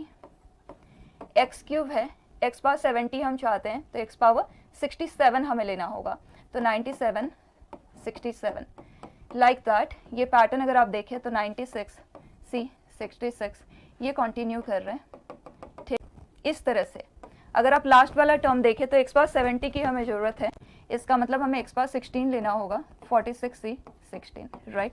जब n का वैल्यू ग्रेजुअली एक एक डिक्रीज हो रहा है या इधर से देखें तो एक एक इंक्रीज हो रहा है और r का वैल्यू भी इंक्रीज हो रहा है, तो इन सच केसेस हमने ये आज स्टैंडर्ड सीरीज डिस्कस किया हुआ है। NCR इज NC(n-r) के फॉर्म में आप लिखते जाएंगे ना, तो सभी के लिए यहाँ पे 30 ही क्रिएट होगा, राइट। और इस पैटर्न को आंसर करने का तरीका क्या होता है, जो सबसे बड़ा n है उसके कॉरेस्पॉन्डिंग एक इंक्रीज कर दो, इसे एक इंक्रीज कर दो और सबसे छोटा n जो है उसे लेना है और यही वैल्यू के साथ, ये हमारा आंसर है। अब आप कंपेयर करते हुए आंसर दे दे। ये कहता है 99 46, ये तो परफेक्ट है। ये जो वैल्यूज है ये p एंड q है। Then a possible value of p plus q, बहुत सारे वैल्यूज की पॉसिबिलिटी बन जाती है ना, 4 पॉसिबिलिटी, क्योंकि NCR इज NC(n-r). तो एक पॉसिबिलिटी p एंड q के लिए 31 एंड 31 है। अगर मैं इसे NC(n-r) के फॉर्म में लिखती हूँ तो ये होता है 46c, this minus this which is 15, so by that 31 and 15 की पॉसिबिलिटी बनी। अगर मैं इसे चेंज करती हूँ then that comes out to be 68, तो 68 and 31 की पॉसिबिलिटी बनी एंड 68 and 15 की पॉसिबिलिटी बनी। अब चेक कर लो इनमें से कोई एक ही हमें आंसर की तरह गिवन होगा। 62 तो है नहीं, ये वाले तो काफ़ी छोटा है, वो भी है नहीं। यहाँ से हमें मिल रहा है 99, वो भी नहीं है, और यहाँ से हमें मिल रहा है 83 which is there, correct. Next बेटा, it says x is this, y is this, then this. बच्चा ओरली आंसर करना मैंने आपको बताया हुआ है। ये वैल्यू इससे बड़ा है, जो इरेशनल वैल्यू है बड़ा है। इन दैट केस अगर ये ऑड होता है तो ग्रेटेस्ट जो वैल्यू इवन आता है, ये ऑड है तो ये इवन है, और यहाँ पे भी सेम, ये वैल्यू इसको एक्सीड कर रहा है, ऑड है तो इवन ही आएगा। दोनों इवन है तो सम इवन आएगा, दोनों इवन है, ठीक है। Next, it says if expansion of this trinomial is this, p1 is 20, p2 is this, then this is equal to what? p1 है क्या, कोएफिशिएंट ऑफ x पावर 1 है, और अगर हम x पावर 1 चाहते हैं तो इसे एक बार लेना होगा, इसे 0 टाइम्स लेना होगा, और ये 10 है तो इसे 9 टाइम्स लेना होगा। किसी भी मल्टीनोमियल एक्सपेंशन में जो कोएफिशिएंट क्रिएट होता है वो है n factorial upon individual power, so 9 factorial into 1 factorial into 0 factorial, 1 ही है, लिखने की जरूरत नहीं है, and a power 9, b power 1, c power 0। ठीक, ये कहता है दिस इज 20, सिंप्लीफाई भी कर लें, this is 2, so a power 9 into b is 2, fine.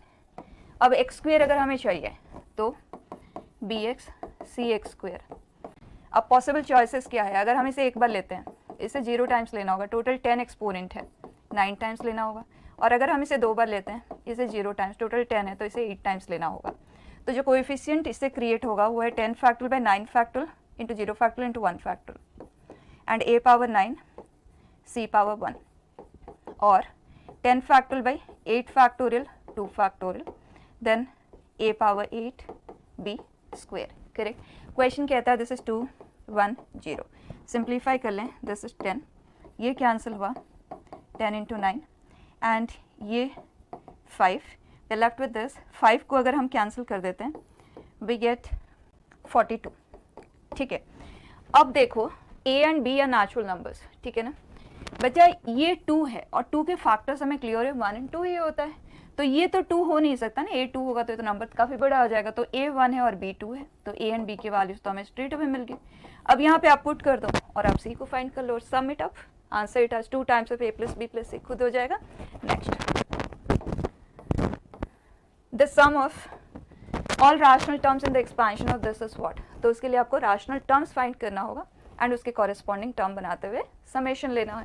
तो बच्चा ये टर्म रैशनल कब क्रिएट होगा, जब हम इसे 5 अल्फा टाइम्स लेते हैं और इसे, and we want 5 alpha plus 3 beta must be equal to 15, right.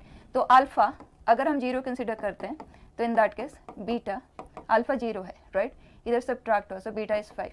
Alpha अगर हम 1 लेते हैं तो पॉसिबल होगा ही नहीं, अगर हम अल्फा का वैल्यू 2 लेते हैं in that case also beta कोई होल नंबर में तो आएगा ही नहीं, 2 लेते हैं तो that is coming out to 5। ठीक है, तो अगर हम अल्फा का वैल्यू 3 कंसिडर करते हैं then in that case beta will come out to be 0। बस यही 2 रैशनल टर्म्स हमें इस एक्सपेंशन में मिल पाएंगे।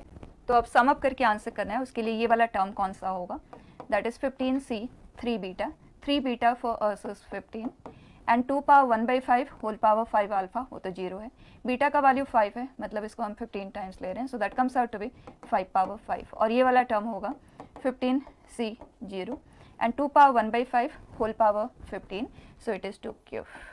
ईजिली आप ऐड कर सकते हैं। Next, 40c0 plus 41c1 so on. बच्चा डायरेक्ट क्वेश्चन है, ध्यान देना, यहाँ पे इक्वालिटी है, ठीक है, आपके पास जो पीडीएफ है उसमें करेक्टेड है, ये इक्वलिटी है, और ये स्टैंडर्ड पैटर्न जब भी n एंड r दोनों ही इंक्रीज हो रहे होते हैं तो आप NC_r इज NC_n-r करके करें, और अदरवाइज भी डायरेक्टली आंसर करना भी मैंने आपको बताया हुआ है। तो 60c 40 एंड आंसर इज, इसे एक इंक्रीज करें, इसे एक इंक्रीज करें, माइनस, अगर ये NC_n से बिगिन हो रहा है then in that case nothing extra to subtract. ये आ गया इसका answer, and question says if this is equal to 61c 41, अगर हम इसे 60c 20 के फॉर्म में लिखें तो सबसे पहले आप देखो 61c 41 को can I write it to be 61c 20, at least एक वैल्यू तो मैच कर रहा है ना, ठीक। अब हमें इसे प्रेजेंट करना है in this form which is m/n 60c 20, मतलब इसको इधर हम डिवाइड ही कर देते हैं, खुद ही कर लेंगे, सिंप्लीफिकेशन ही है, राइट। एंड इनफैक्ट आप इसे याद भी रख सकते हैं, डायरेक्टली ही कई जगह पे यूज में आ रहा है ना, हियर, ठीक है, कंप्लीट कर लें, m+n क्वेश्चन है पूछा है। नेक्स्ट बेटा, it says the sum of the coefficients of the first 50 terms in the binomial expansion of this is equal to what? First 50 terms, 101 terms are there in total, okay, so 100c0 minus 100c1 plus 100c2 minus 100c3 like this, and it is going up to 50 terms लेना है, मतलब r का value 49 लेना है, तो minus sign के साथ आएगा ये। अब बच्चा जब ऑल्टरनेट साइन के साथ NC_r आते हैं, r values are gradually increasing beginning from NE_r going up to NE_r। Answer करना आपको बताया हुआ है, you are going to write NC_r to be n-1 CR-1 n-1c r, standard pattern. उसके लिए इस टर्म को आप चेंज नहीं कर पाएंगे कि ये r-1 लेते ही -1 पे चला जाएगा, तो ये वैल्यू ऐसे भी 1 है, तो इसे हम एज इट इज़ रखेंगे और यहाँ से हम मॉडिफिकेशन बिगिन करेंगे। सो दिस इज 99, 99, नेक्स्ट वाला जो टर्म आएगा 99c1, 99c2, लाइक दिस। आप देखें कैंसिलेशन इस तरह से, ये 1 है, ये 1 है, ये भी कैंसिल हो गया। एंड में ये सारे बीच वाले कैंसिल हो जाएंगे। जो लास्ट वाला टर्म होगा 99c48, ये भी कैंसिल हो जाएगा and you are left with 99c49, ये 99 है, ठीक है। अब आंसर कर दें 99c49 with a minus sign, ठीक। नेक्स्ट बेटा, fractional part of this number is बचा 4, हम उसे 16 पावर 1011 लिख सकते हैं और 15 से हम डिवाइड कर रहे हैं तो 1011। इसके एक्सपांशन में सभी टर्म्स के पास 15 होगा, सिर्फ लास्ट वाला टर्म जो कि 1 होगा उसके पास 15 का प्रेजेंस नहीं होगा। सो कैन आई से this is 15k plus 1, right, and division by 15। हमें इसका फ्रैक्शनल पार्ट चाहिए जो कि है k प्लस 1/15 का फ्रैक्शनल पार्ट, राइट। एक इंटीजर प्लस x का फ्रैक्शन वैल्यू ले या सिर्फ x का फ्रैक्शन वैल्यू ले, इस one in the same thing. तो इस इंटीजर को हम यहाँ से रिमूव करके सिर्फ ये कह सकते हैं और इसका फ्रैक्शन वैल्यू इज 1/15 डायरेक्टली, ठीक है। तो आंसर नेक्स्ट बेटा, it says the remainder on dividing this by 11। बच्चे 5 क्यूब 125 होता है ना, तो 121 एटलीस्ट थोड़ा छोटा तो ये हो ही जाएगा। We can write it to be this, तो ये हटा देते हैं, 11 से डिविजिबल है। 4 को हम लिख सकते हैं 2 पावर 66, ठीक है। 4 is 2 स्क्वायर, तो ये आ गया। अब डिवीजन बाय 11, 11 का कोई मल्टीपल 33 है and 2 power 5, fine. So we can write it to be 2, 5 के मल्टीपल में लिखना है तो 2 हमने अलग किया and this is 2 power 5 whole power 13, okay. So this is 2, 33 minus 1 whole power, perfect. ये 11 से डिविजिबल है, हटा देते हैं तो -1, तो -2 जब भी नेगेटिव नंबर बचता है तो डिवाइजर को ऐड कर दें, आंसर इज 9, ठीक है। Next, the reminder when 64 power 32 power 32 is divided by 9। 64 is 8 का स्क्वायर, वेरी गुड, तो ये तो डायरेक्टली हो गया। 8 का स्क्वायर है जिसे मैं 9 - 1 का स्क्वायर लिख सकती हूँ,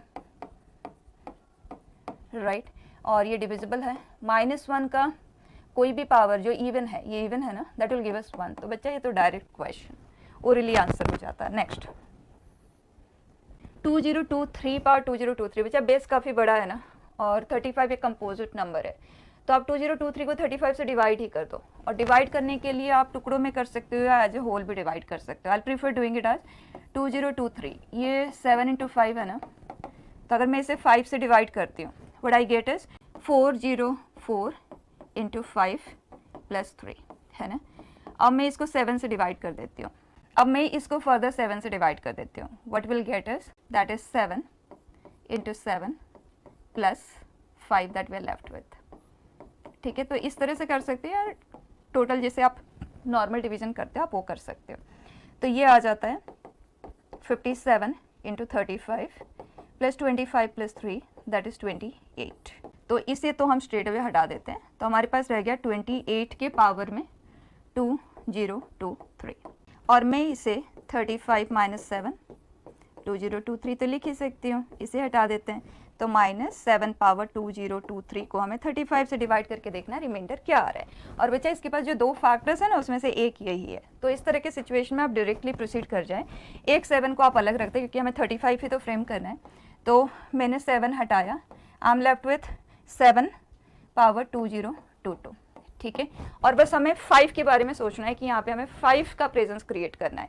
तो बच्चा 5 का कोई मल्टीपल, 7 का कोई पावर, तो 7 स्क्वायर है ना, 7 स्क्वायर होता है 45, तो let me write it as 50 - 1 power 1011, ठीक।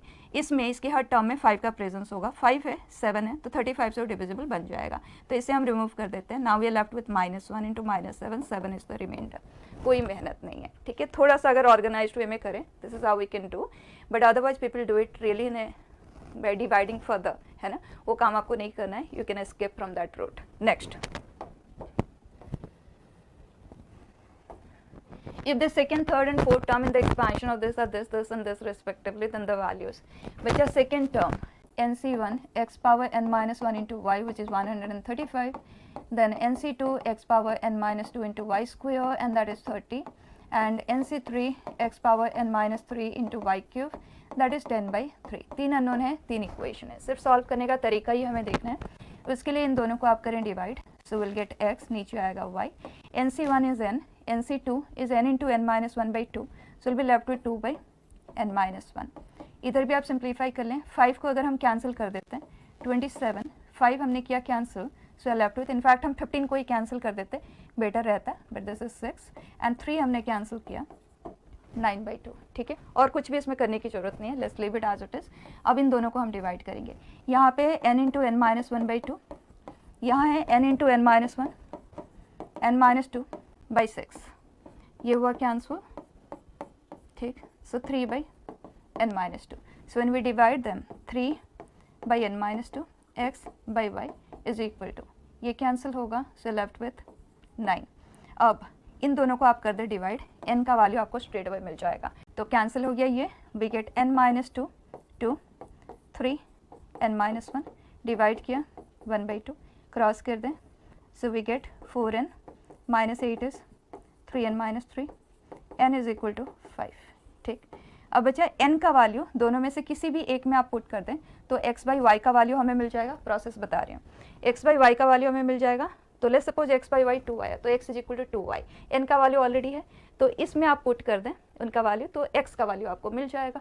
x एंड y दोनों की वैल्यूज एक साथ मिल जाएंगे. आंसर कर लें. ठीक है, next. It says the reminder when this is divided by 7. तो बचा 2021, बड़ा नंबर है ना, तो 7 से पहले आप इसे डिवाइड करते हैं. सो 7, 2, 14, 62, 8, 56, 6, 61, 56, 5. तो यहाँ हमें मिलेगा 7 से जो डिविजिबल है उस पार्ट को हटा दे, तो 5 पावर 2022. इसे फर्दर हम लिख सकते हैं 7 माइनस 2 पावर 2022, तो ये आ गया 2 पावर 2022. ठीक है, आगे हम इसे कंटिन्यू करेंगे. यहाँ पे आ जाएं, ये 2021 था, हमने 7 से डिवाइड किया तो हमारे पास रिमाइंडर आया 5. अब एक बड़ा है तो रिमाइंडर आ जाएगा टू बी 6. 6 को हम लिख सकते हैं 7 माइनस 1, तो -1 पावर ऑड है, सो लेफ्ट विथ -1. परफेक्ट. अब हमें यहाँ से कैलकुलेट करना है रिमाइंडर. और बच्चा हमने ऑलरेडी डायरेक्टली भी पढ़ा हुआ है कि अगर 2 पावर 3n की हम बात करते हैं, डिविजिबिलिटी बाई 7, तो रिमाइंडर 1 आता है. 2 पावर 3n प्लस 1 के लिए, बाई 7 के लिए पर्टिकुलरली, तो रिमाइंडर 2 आता है. And 2 power 3n plus 2 reminder 4 देता है. याद है तो डायरेक्टली कर लें, अदरवाइज आप इसे 2 क्यूब के फॉर्म में कन्वर्ट करते हुए कर सकते हैं. ये तो 3 का मल्टीपल है ना, तो ये फॉर्म बन गया. तो यहाँ रिमाइंडर 1 -1. ठीक है, नेक्स्ट.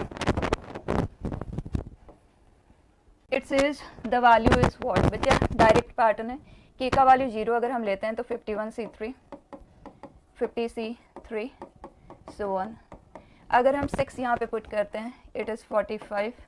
ठीक है, पैटर्न देखें, n का वैल्यू एक एक ग्रेजुअली इंक्रीज हुआ है, r कांस्टेंट है, तो इसमें आ जाएं, एक एक इंक्रीज कर दें, माइनस जो सबसे छोटा n है वो लिखें यही वाले वैल्यू के साथ.